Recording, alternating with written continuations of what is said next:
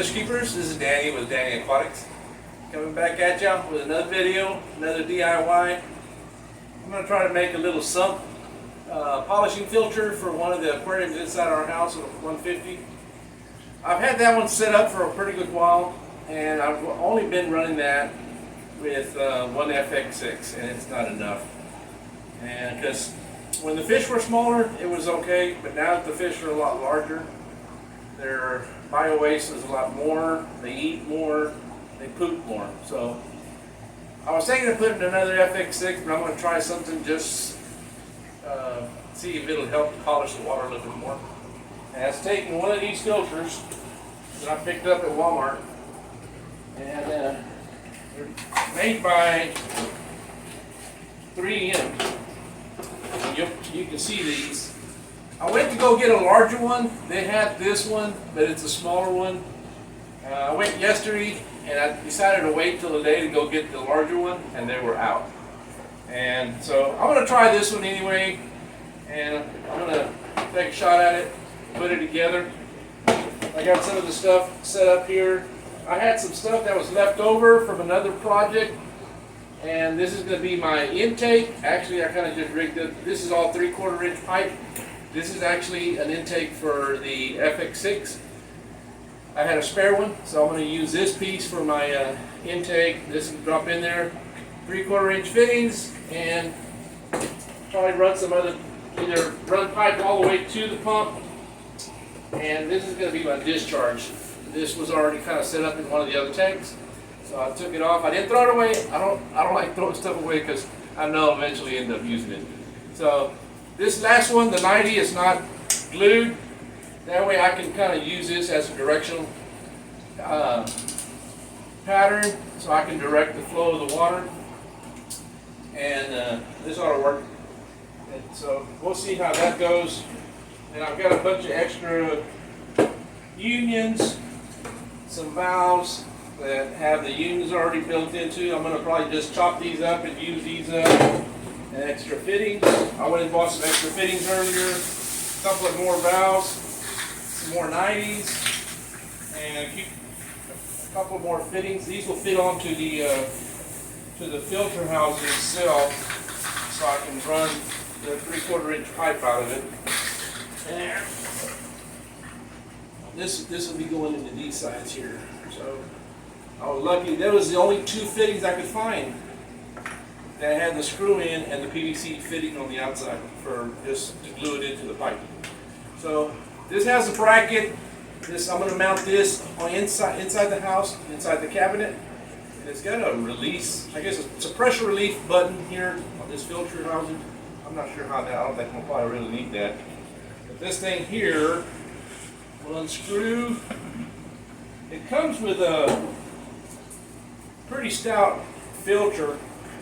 So what I'm going to do is I'm going to replace this, and I'm going to run some PVC pipe.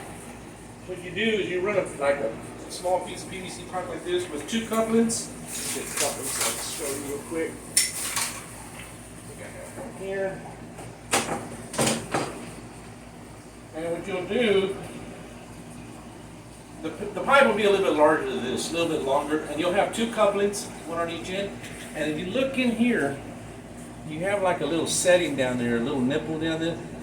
The 3/4 inch PVC pipe won't fit on there, but the coupler will. So that alone, like this, will be your flow coming in from your top housing cover, and this will sit in the bottom. This piece will have a bunch of holes drilled through it for the water to flow out of it. So once you apply this in here with another coupling, and this piece will be a total of 10 1/8 inches long. It can't be no longer, because then when you screw this into your housing top part, it won't close. Because you wanted to make sure it sets on that O-ring that you got right in here. And then what I'll do is, once I have this set up with this piece on the inside, all around it, I'm going to stuff filter floss, that polyester, 100% polyester filter floss, around this, and this will hopefully help to polish the water a little bit more. So join me in my project, and I'll get back with y'all. And I'm gonna start moving all these things inside so I can have everything ready inside. We'll get back with you in a minute, and stay with us. Oh, and I forgot to mention earlier that filtration system will be set up with a spare pump that I had left over from the project before. It's a jebao 4000, and I think the flow rate on this is something like 1400. The output of water. So it should run this pretty good, like a little canister setup. And I'm gonna put a cutoff valve here. I got that pond 1-inch rubber flex hose on here that you get at Lowe's. It comes like in about a 25-30 foot roll. And I have a few pieces left over, so I got another piece that's about 3 feet long. If I need to make some joints here to attach the other parts here, everything should work good. But I want to be able to cut off the power, or the water and the power, and this way I'm allowed to remove the pump if I have to replace the pump, and I can also turn this off. And I'm going to have one coming in, another 3/4 inch valve coming in from the intake. That way I can shut the water off to the housing filter, and I can remove the filter housing after. Once you notice that there's not much flow, that housing is probably going to be plugged up. So you'll have to remove it, just like if you had it in line for your house filtration system. So you have your inlet and your out. So this can be set up also for your house with those filters. These here, and it'll help to polish your water, clean it up, pull solids and stuff out. But I'm going to use it for my aquarium. So, and it's inexpensive. These are about like 35 bucks. And since I had this left over and it works and it's controllable, it's adjustable, I can control the flow rate. So that makes it even better. This makes it like a high-end canister filter system. So we'll go back inside, like I said earlier. So stay with me, and we'll take all this equipment inside so we can start putting it together. Thank you, guys. All right, guys, I'm back. Here's the cabinet that I'm going to be working on this 150 that we have here in our bedroom. So I'm going to try to see if I can position this spot in the best place, so I can mark it, and then I'll drill the holes and put it in place. Alright guys, I got it somewhat mounted on there on one of the back 2x4s, and this is going to be a polishing filter. Basically that's it. It's going to be your out and your inlet. This will be your return with your water coming in, and here the out will be actually where it comes out to the pump. That's going to be mounted here on the floor, and it'll probably sitting in a little pan, and it'll return back on this corner of the tank. So, all right, let me get to the other parts. Hey guys, we're back in the room. I had to remove the canopy off of this aquarium. All we did was just set it here on the bed, get it out of the way, and now I'm going to have to remove one of the top panels that I have set up, the lids on top, so I can route the fittings that I have made up that were leftover fittings. These two, your intake and your discharge. This way I can get a determination on the length of piping that I'm going to have to use to extend these parts. So let's work on this. Let's put that in there. Alright, I'm going to try to see more or less how I'm going to have this set up, the discharge. I'll probably remove this one in the center. I have to make some type of cutout for it eventually. Be able to extend it past that point.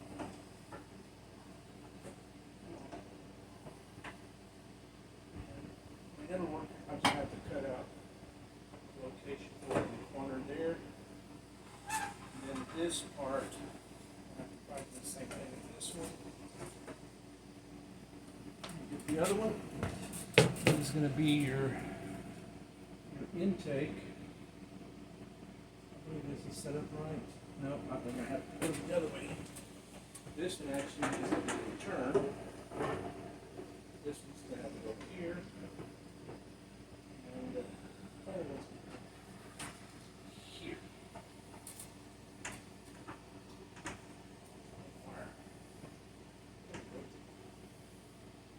But I'm not sure if I have enough room there on the back side to get to it, but we'll see in a second. All goes in place. And as you can see, the inlet will be there, and the discharge will be probably more on this side over here, discharging. And like I said, all this is going to be just a way to add a little bit more filtration to polish the water a little bit more. So hopefully this will work, guys. Let me do some things real quick, and I'll get right back to you.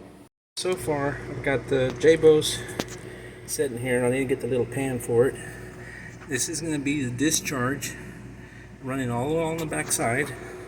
It's got a cutoff valve there, and that'll restrict the flow coming back in case it gets a siphon. So, and that's only if you're going to be working on the filter housing. So let me show you the back real quick. See if we can see this. It's going to be kind of tight,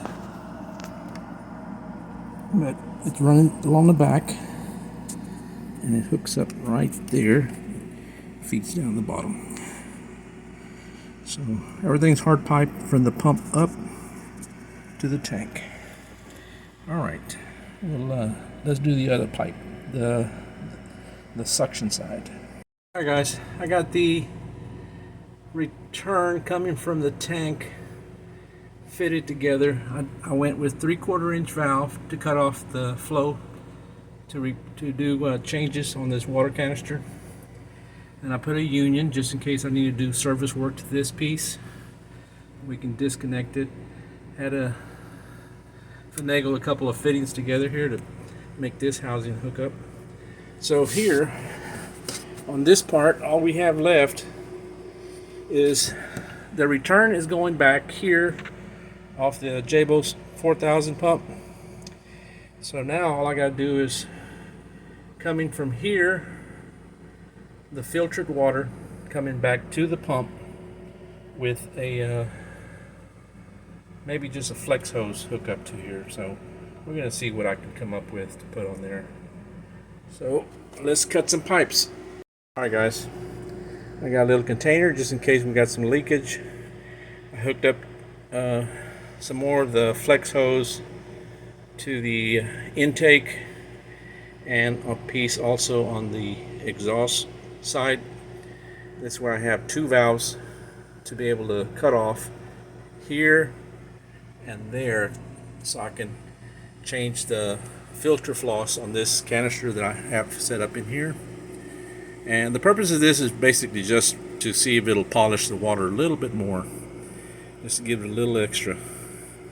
And that this little pump, I believe, does about 14 or 1500 gallons per hour, so it ought to really move some water and help it buff up that water and polish it, and kind of help that FX6 a little bit more.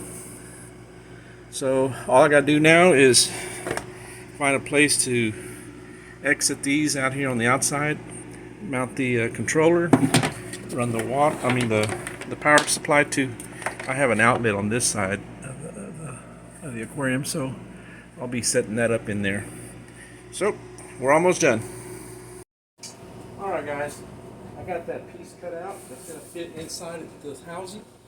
This is going to be the little shaft that you'll wrap up with nothing but polyfil, and this piece will fit inside here just like that, and then this piece will butt up against on the inside of the housing when you put it inside. So let's see if I can get this established here. Kind of just press it on there. So that should press up enough just up in there. So I don't want to make sure it's not too long, it doesn't fit, so we'll try that out. So now what I'm going to do, I have a lot of this material that I have left over that are just pieces of the polyfil that I use for filtration. I'm going to take this and just wedge it and wrap it all the way down and just stuff this material along the bottom until I fill all this up.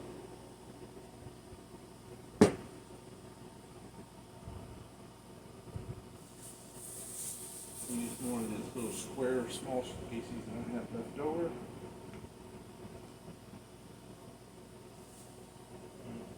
That's going to be enough here. 2 pieces on each side, so you got 4 total. Filling this whole container up with polyfil, and we'll see how this turns out after we get it going and have that water circulating, and hopefully this will actually polish the water up. And it'll take probably a day or 2 to see if there's a big change in the tank. But I'm going to get this thing going, fill it up with water, and we'll do a water test. Alright. Alright guys, I think it's done.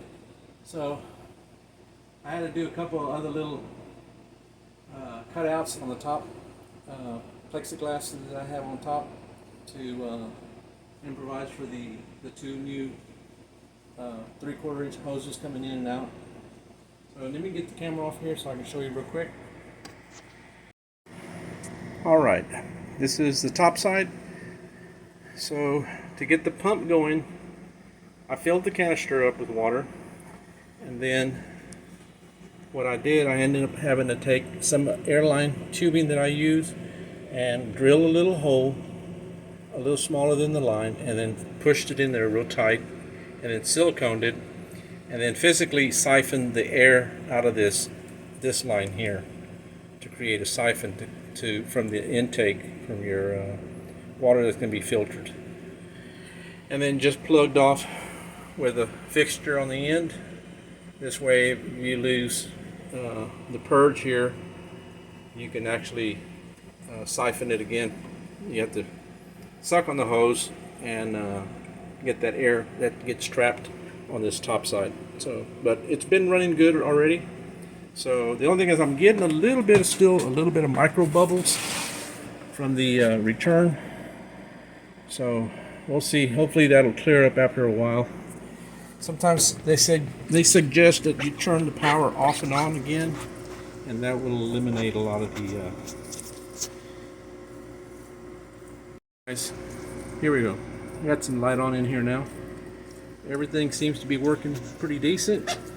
I had a little bit of drip earlier, but it was on one of those stainless steel those little pipe clamps. So I got the old trusty tools out and snugged them up real good, and I believe that they did the job. So, but so far it's doing well. So we'll see in time how this helps to polish some the water in this tank and help it out, because the little jebao 4000 were really putting out some water. So let me show you the panel. Move some of this stuff here out of the way. Get back in here. And I've got it going right here in the back. And I've got it almost at about 80%, I guess, right now. So I think that's about 1,200 gallons per hour. So it's starting to clear up. So the lights in here really kill it. So alrighty guys, hopefully this will help. Maybe something that y'all might be looking at doing and putting together like this. And like I said, I've seen videos on this, and they've really helped. I've seen some that have like double, so you can have your media in one and some type of filtration on the other side with sponge filters or some polyfil. So alright guys, well, hopefully this helped someone and I was kind of doing this on the whim because I had never done one of these, so I guess we all learned at the same speed. So, all right, guys. Hopefully, y'all learned something from this. I did, and hopefully, you can maybe put something together if you need something simple. This actually worked real good. So, we'll get back with you some more DIYs, and thanks for watching the video, guys. Sorry it was so long, and wish I could have done a little bit more. It's kind of hard, the cutting pipe and fitting stuff with it, not being able to do using my both hands. So other than that, I think it all went well. So it looked pretty good. Alright, guys, if you liked, hit that like button, and if you haven't, subscribe. We really appreciate it. We'll catch you on the next video. Y'all have a good one, guys. Take care. Bye bye.